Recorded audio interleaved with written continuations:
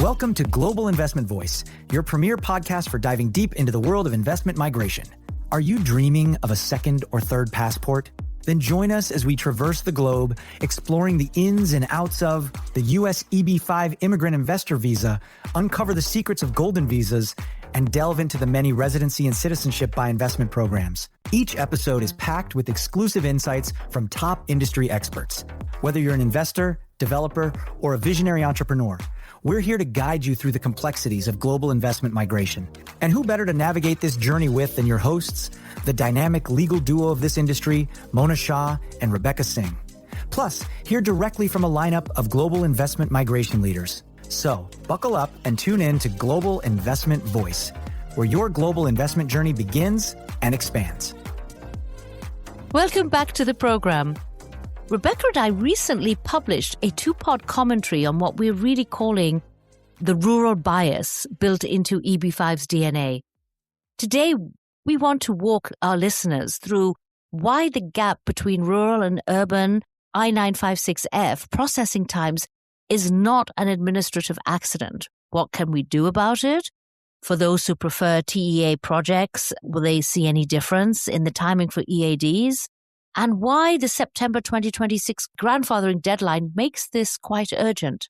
Rebecca, do you remember how Senator Chuck Grassley spent close to a decade, because you were in the EB-5 program at that time, but arguing how the program had been captured by urban developers with benefits flowing to Manhattan and LA and Miami, penthouses, luxury condominiums, rather than to what he thought was the real point of the EB-5 program, to the rural and economically distressed communities.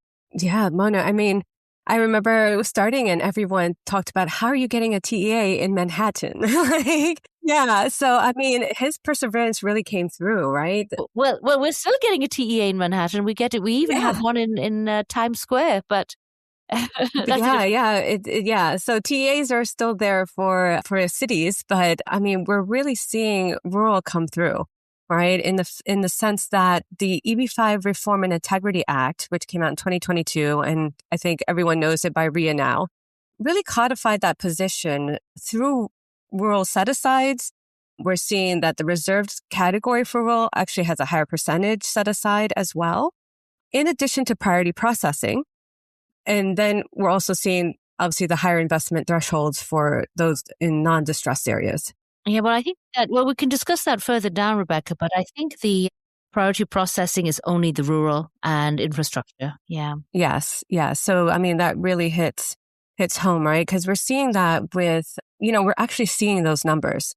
It's not something that's made up. We're seeing IUSA had an industry report that came out 2024. And we're seeing averaging processing times for rural projects at 8 months versus those in high unemployment areas, or what we call TEA areas.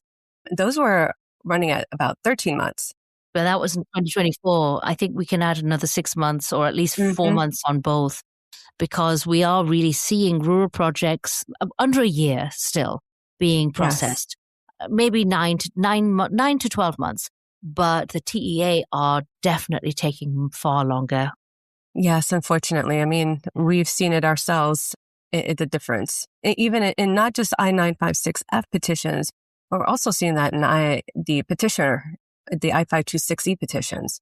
Right. So, well, the September 30th, 2026 grandfathering deadline, it really fixes a statutory clock unless we can lobby for that to change, because that's a topic for another podcast, Rebecca.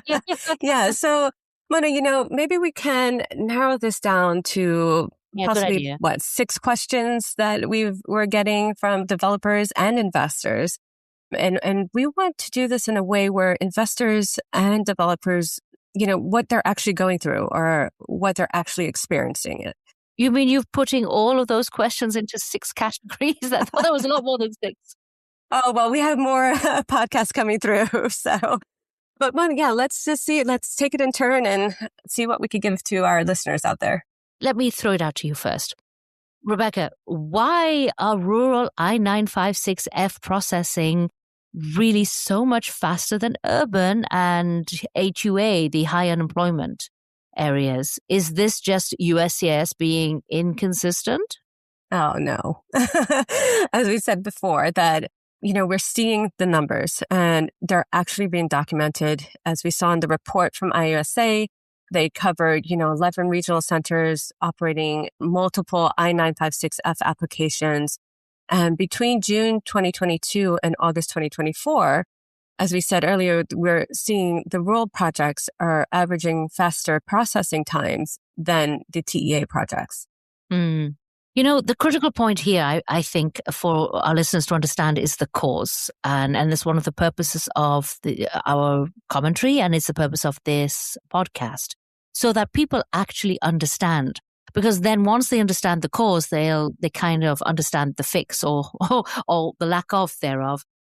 The gap traces back to explicit statutory direction in RIA. It's really going back to what Grassley wanted. Congress created a reserved visa set aside specifically for rural projects.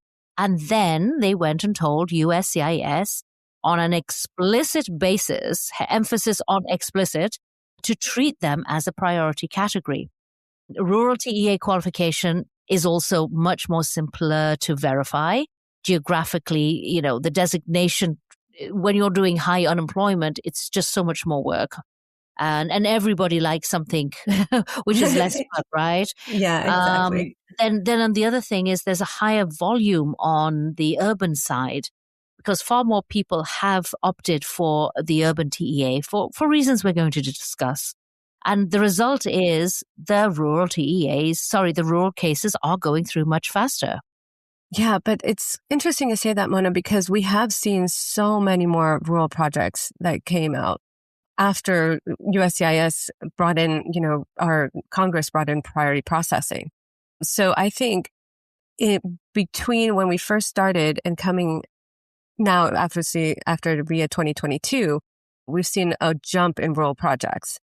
And not only just IAUSA, EB-5investors.com also saw multiple rural projects being approved in just 2 to 4 months. I mean, yeah, and some crazy ones as well, actually. Mm-hmm.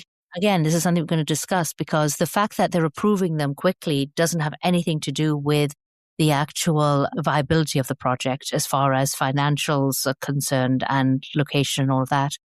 So, Mona, we have many urban developers out there and they're saying this is discriminatory. Is this processing disparity actually unlawful? Yeah, quite a few of our developers are asking this.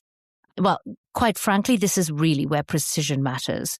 The APA, and for those who don't know, I know I get told off for saying acronyms on the podcast. APA, which we refer to a lot, is the Administrative Procedure Act. And this is really one of the only federal law guidelines which we keep on referring back to. But the APA really prohibits agency action, USCIS action or IPO action that is arbitrary, capricious, or an abuse of discretion. But is the agency's deferential treatment grounded in explicit statutory direction? That's the issue here. Doesn't the RIA tell you or tell them? Yes, it does, that they can go forward. So we can't really say that if they are being discriminatory and that it is arbitrary and capricious. Yeah, but I mean, you would think that all projects should be treated fairly. All projects now post-RIA are not the same. Yeah.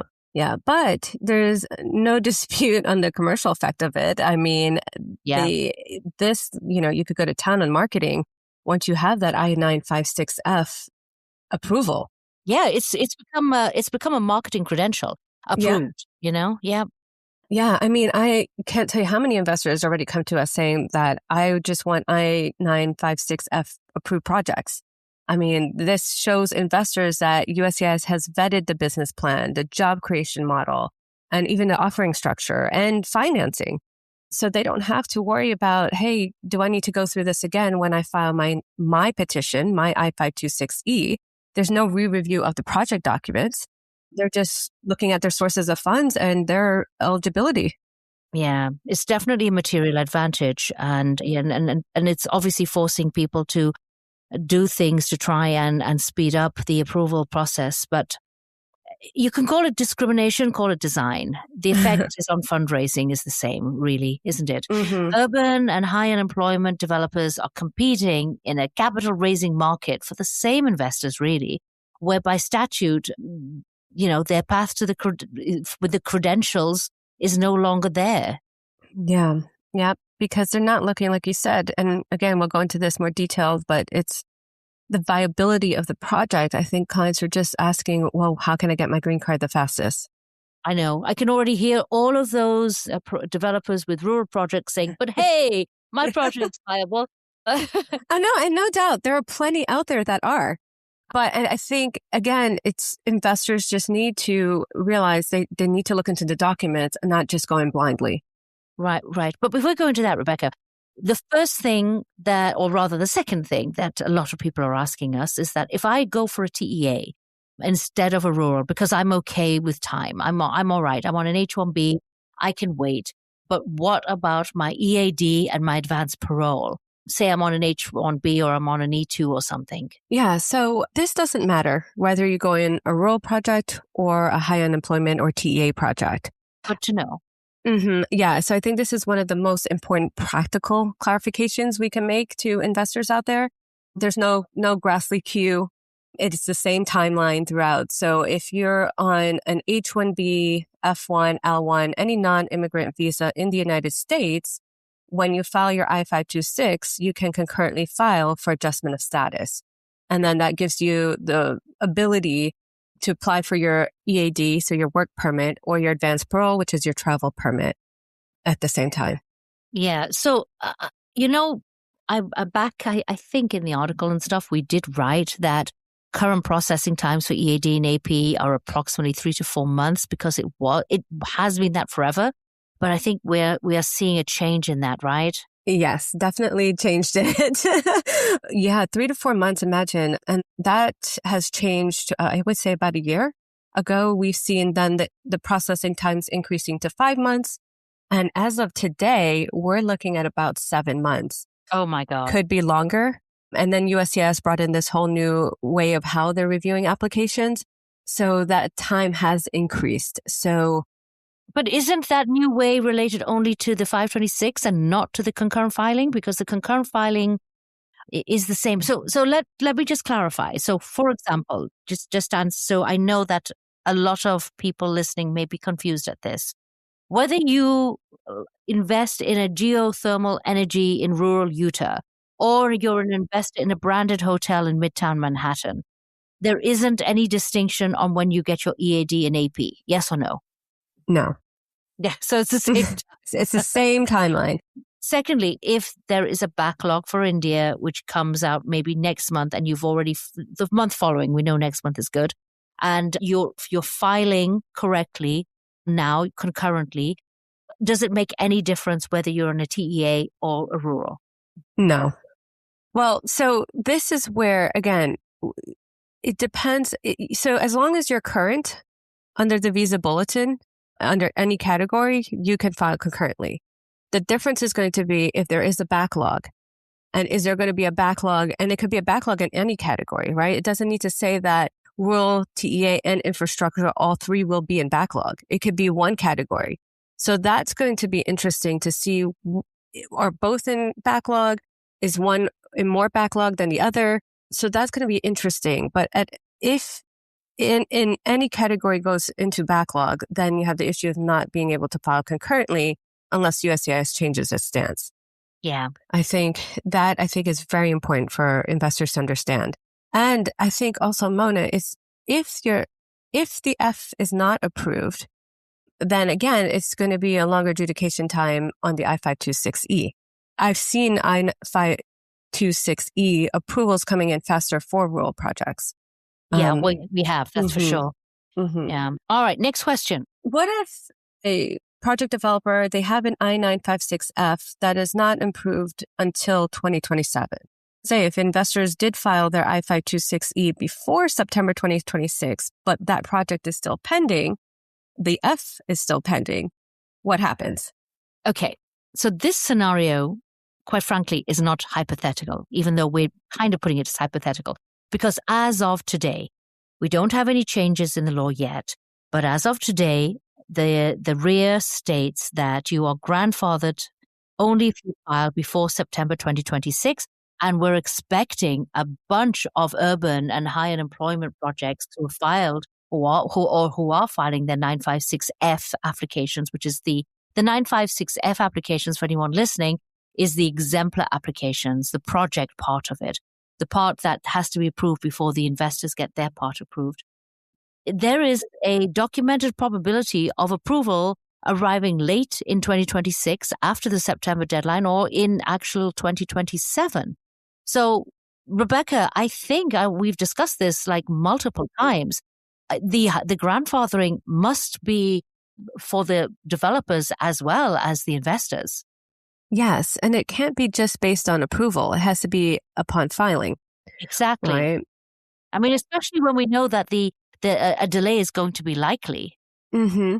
Yeah. So I think the problem is, though, our investors, again, this goes back to the marketing, our investors wanting to invest in projects that are just filing their F approval, of filing, sorry. And so, it's still, the legal picture still remains uncertain. But I think, and again, this is what I'm basing this on, that once, whether an I-956F or if you're an investor, you're filing your I-526 or I-526E, that, in my sense of reading it, you would be grandfathered in. And the fact that if your I-956F for the project has been filed and you received the receipt notice, then you're filing I-526E, at least the project was filed prior to you filing your petition, right? Because the regulations allow that.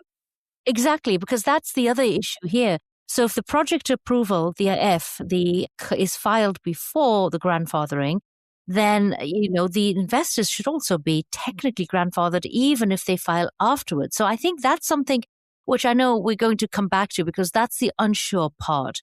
And the harder part really is going to be on the marketing for developers. A project with an approval, let's say in December of 2026, they're going to be marketing to investors in a post-grandfathering environment where we really don't know where the rules, investment thresholds, program structure, where they're going to be. Yeah. But that we can discuss in future podcasts, I think. But let me ask, for all of those developers who are really panicking, what can they do?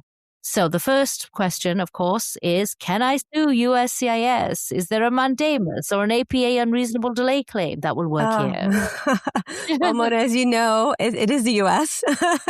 And litigation is the obvious remedy. I think everyone tries, it's a litigious country, and they always want to try to sue. But I don't know. I think given the statutory underpinning of the rural priority system, it's probably unlikely to succeed. Yeah, I agree.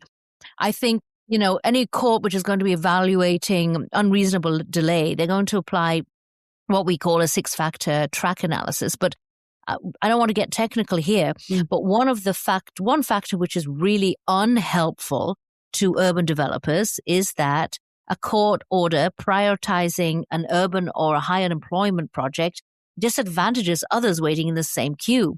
And the deeper problem is that the rural prioritization is actually traceable back to explicit congressional direction through RIA. So I don't think courts are going to second guess congressional intent here. Exactly. So at the end of the day, we do this even with other petitions, that litigation should always be considered a last resort. I agree. Yeah. I think, really for cases involving extreme delays, something which is well beyond the documented normal range. Exactly. And we've seen it. We've seen courts, they've caught on now. Like, there has been successful mandamus claims out there. And a lot of attorneys will probably, not agree with us. But we've also seen the opposite. We've seen them come back too and say that, well, there's so many of these petitions being filed now. Is it really worth it? Yeah, I don't advocate doing a mandamus for this. I know people have been. I think, it's not the best, but perhaps congressional engagement is probably better. Or maybe, and we have seen this come through, a well-supported, like documentary-supported expedite request. That seems to have been working. Yes. I think with that, and then, like you said, with getting involved, I think IUSA, AILA, all those, in other associations that are out there, getting involved through them would probably, having all our voices heard together, I think would be the best route. Again, we're talking about congressional intent. Mm-hmm. But okay, let's jump quickly to one other question. So I think it's our last question. But given all this, Mona, so it really all just comes down to this. Mona, should investors just pick rural projects? Is it faster processing the entire game? It's a very good question. And it's a good question that investors really should be asking. But, processing speed measures how quickly, USCIS reviews a file, but it doesn't measure, as we've stated earlier, the underlying economic resilience of an investment or the strength of the exit strategy or the probability that the investor's 800 will be repaid. And we've seen a ton of projects, Rebecca, where people don't care. They will go into high unemployment. They don't care how long it is because it's their friend's project or someone they trust, and they know they're going to get their 800 back. And they're like, fine, I'll wait an extra few months or a year or however long it takes, but I want my 800 back for sure. Yes. And I think not even just family and friends, I think we've seen investors that came in and really conduct their own due diligence. And they go out and ask the questions, and the financial parts of it is important to them, and not just how fast can I get the green card. So we've seen that as well. And like I said, we're not knocking rural projects out there because there are really good ones. I mean, we've seen someone who's looked at all the types of projects. I mean, I think one of our investors took 2 months and delved into rural, high unemployment area projects. It was just about what was the right fit for him, and he still chose rural. Yeah. So, yeah. I mean, it depends. There are some very good rural projects out there, but I mean, we're looking at, if this war continues, we're really looking at going into a recession, and that's going to change the complexion of a number of projects. I can see that happening. I know all of these are topics for the future, and we can tell our audience that we have got a bunch of people to come on to our future podcasts who are going to talk to this, because we do want to educate the public out there. The EB-5 program has really improved significantly since, RIA's enactment, but processing times, the rural bias, there's a lot of things happening out there right now, which I think people should understand why it was there before they really make decisions. We're not advocating for litigation, bearing in mind that it really is congressional intent for rural projects to go faster. I think here it really is up to the investor themselves. Do they prefer a non-rural project, an urban TEA project? And then if that's the case, then I feel they just need to understand it is going to take longer to adjudicate. Yeah, but I think the real urgency, Mona, for investors is the September 2026 deadline. That's coming quickly, and investors need to make sure they get their petitions filed if they want to be grandfathered in. But Rebecca, we've been doing this many years, and we know how on the 11th hour, everything could change. Yes. So we're getting prepared for that. I mean, I think the first is for Indian investors and Chinese investors, the backlog, and then thereafter the 2026 September deadline. So you could say we'll be ready, but it's always a mess then. I know. Really, for investors, the honest answer for all of these questions is processing speed is really only one input, but the only one. You really have to take all the factors into consideration. But please stay tuned to this series, where we will keep on bringing you the latest in what's been happening in EB-5. And that's a wrap on today's episode of Global Investment Voice. A huge thank you to all our listeners for tuning in and sharing this journey with us. Curious about unlocking the potential of global migration and citizenship? Make sure to visit us online at mshawlaw.com and globalinvestmentvoice.com. Dive into our extensive library of podcast episodes. Stay ahead with the latest in migration news by signing up for our insider newsletter. Don't forget to connect with us on social media. Find us on LinkedIn, Instagram, and Facebook to keep the conversation going. Remember, The insights shared in our podcast are for informational purposes only, so please seek tailored legal, financial, or investment advice where needed. Thanks again for listening, and until next time, keep investing smart and living well with Global Investment Voice. We'll see you on the next episode.